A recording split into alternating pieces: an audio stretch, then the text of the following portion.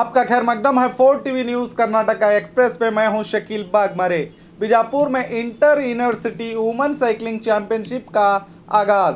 बीजापुर में रानी चन्नम्मा महिला यूनिवर्सिटी और बीएलडी एसोसिएशन के सहयोग से नेशनल लेवल महिला साइकिलिंग चैंपियनशिप की शुरुआत हुई है। इस स्पर्धा में पंजाब, हरियाणा, कर्नाटका, महाराष्ट्र सहित कुल 27 राज्य की यूनिवर्सिटियों से कुल 127 से ज़्यादा स्टूडेंट विविध स्पर्धा में भाग ले रहे हैं। 4 दिन तक ये चैंपियनशिप चलेगी।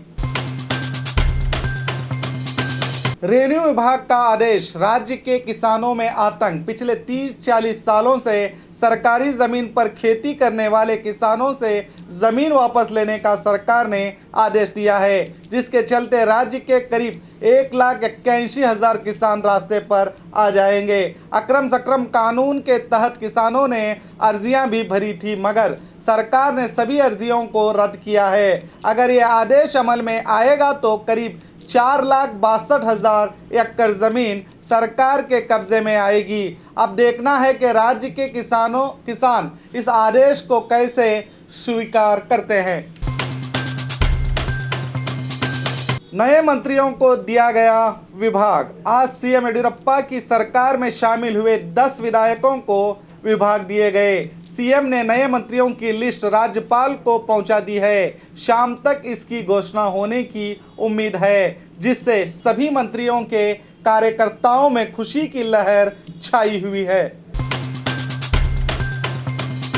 सिद्धरामैया को 3 साल आराम करने के लिए कहिए, डी डॉक्टर के सुधाकर। साझा सरकार से इस्तीफा देकर बीजेपी में शामिल होकर उपचुनाव चिकबल्लापुर से चुनाव जीतकर अब येडियुरप्पा की सरकार में मंत्री बने डॉक्टर के सुधाकर ने कांग्रेस नायक सिद्धरामैया का मजाक उड़ाते हुए आज बेंगलुरु में मीडिया से बात करते हुए कहा कि सिद्धरामैया से कहिए कि वो 3 साल तक के लिए घर में आराम करें, वो देखें कि हमारी सरकार कैसे काम करती है। एमटीबी नागराज का और मेरा संबंध अटूट है। उन्हें मंत्री स्थान नहीं मिला, मगर सीएम ने भरोसा दिलाया है। मुझे मेडिकल एजुकेशन विभाग दिया गया है। मैंने दूसरा विभाग की मांग की थी। खैर, इस विभाग को निभाऊंगा, कहा सुधाकर ने। बीदर में वचन विजय उत्सव का जुलूस। हर साल की तरह इस साल भी वचन विजय उत्सव मनाया गया, जिसके चलते शहर के बसवेश्वर सर्कल में जुलूस को हरी झंडी दिखाते हुए जिला इंचार्ज मंत्री प्रभु चौहान ने इसका उद्घाटन किया। इस मौके पर करीब 24 कला टीमों ने जुलूस में अपनी कला का प्रदर्शन किया। इस जुलूस में सांसद भगवंत खुबे सहित बड़ी संख्या में लोग शामिल रहे। मैसूर मर्डर केस में आरोपी का बयान। पिछले दिनों शनिवार को मैसूर जिले पंचायत अध्यक्ष के कार चालक सुनील की बेरहमी से हत्या की गई थी। जब पुलिस ने आरोपी रवि को दबोच लिया तो पुलिस को रवि ने हत्या के कारण बताते हुए कहा कि सुनील की मेरी पत्नी से नाजायज संबंध थे।